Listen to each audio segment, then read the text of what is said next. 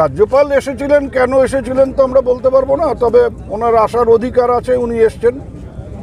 রাজ্যের মাননীয় মুখ্যমন্ত্রী শিলিগুড়িতে আছেন, তিনি খবর পেলেন যে মাননীয় রাজ্যপাল এসছেন, বা আমাদের সরকারের যে বড় বড় আধিকারিকেরাও এখানে আছেন, শিলিগুড়িতে আছেন, তারাও কেউ সরকারিভাবে এটা জানেন না যে মাননীয় রাজ্যপাল এখানে এসছেন।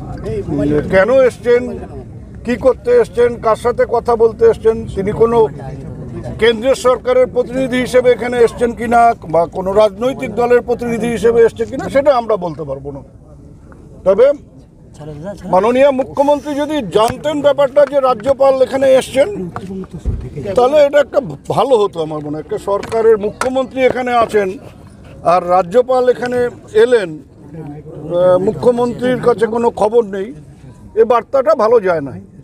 দুবার থেকে কোনো লোক আসছে না এখানে, যে ব্যবসাপত্র, দোকানপাট যা কিছু চলে, বেশিরভাগই ওপাশের মানুষের, তারা আসেন, তাদের এখান থেকে কেনা বেচাকেনা করেন। স্বাভাবিকভাবে ওপাশ থেকে লোক না আসলে এপাশের ব্যবসায়ীরাও তার জন্য সাফার করছে। এবং আমরা দেখতে পেলাম যে প্রচুর লরি দাঁড়িয়ে আছে রাস্তায়, সার ওপারেও দাঁড়িয়ে আছে। স্বাভাবিকভাবে পরিস্থিতি স্বাভাবিক হওয়ার জন্য আমরা অপেক্ষা করে আছি। আমরা সবাই উদ্বিগ্ন যে প্রতিবেশী রাষ্ট্রে এরকম একটা সমস্যা তৈরি হয়েছে। আশা করি খুব তাড়াতাড়ি এই সমস্যার সমাধান হবে এবং জনজীবন স্বাভাবিক হয়ে উঠবে, এটাই আমাদের আশা। আমরা এখানে এসছি, আমি আর গৌতম বাবু, আমাদের রাজ্যের মাননীয় মুখ্যমন্ত্রী তিনি শিলিগুড়িতে আছেন, তিনিও ভীষণভাবে উদ্বিগ্ন এবং তিনি আমাদের বললেন যে তোমরা একবার গিয়ে দেখে আসো যে ওখানে পরিস্থিতি কি আছে।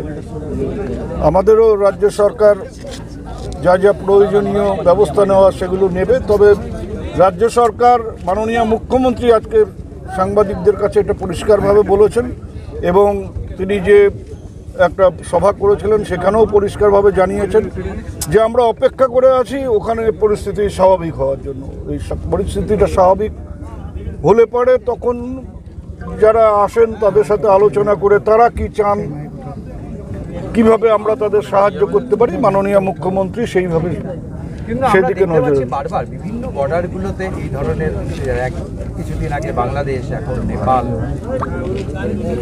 প্রতিবেশী রাষ্ট্রতে এরকম সমস্যা কিছু হচ্ছে, স্বাভাবিকভাবে আমরা উদ্বিগ্ন হই। একেবারে গা লাগোয়া রাষ্ট্র, সারা ভারতবর্ষের সাথে নেপালের সীমান্ত হচ্ছে 1700 কিলোমিটার, তার মধ্যে অনেকটাই হচ্ছে আমাদের বাংলার সাথে। কাজেই স্বাভাবিকভাবে আমাদের খানিকটা তো চিন্তা হয়, কিন্তু যেহেতু ওদের একটা অন্য রাষ্ট্রের ব্যাপার, আমরা আশা করি যে আমাদের সরকার, মানে দেশের সরকার এবং তার পররাষ্ট্র দপ্তর যথাযথ ব্যবস্থা নেবেন এবং তারা যে মানুষগুলো ওখানে আছেন, অর্থাৎ যারা পর্যটক ওখানে গেছেন বা ব্যবসার কারণেও অনেকে যান, তাদেরকে আশ্বস্ত করার দায়িত্ব আমাদের ভারতবর্ষের সরকার এবং পররাষ্ট্র দপ্তরের। তারা সেই যথাযথ ব্যবস্থা নেবেন বলে আমরা বিশ্বাস করি, আশা করি।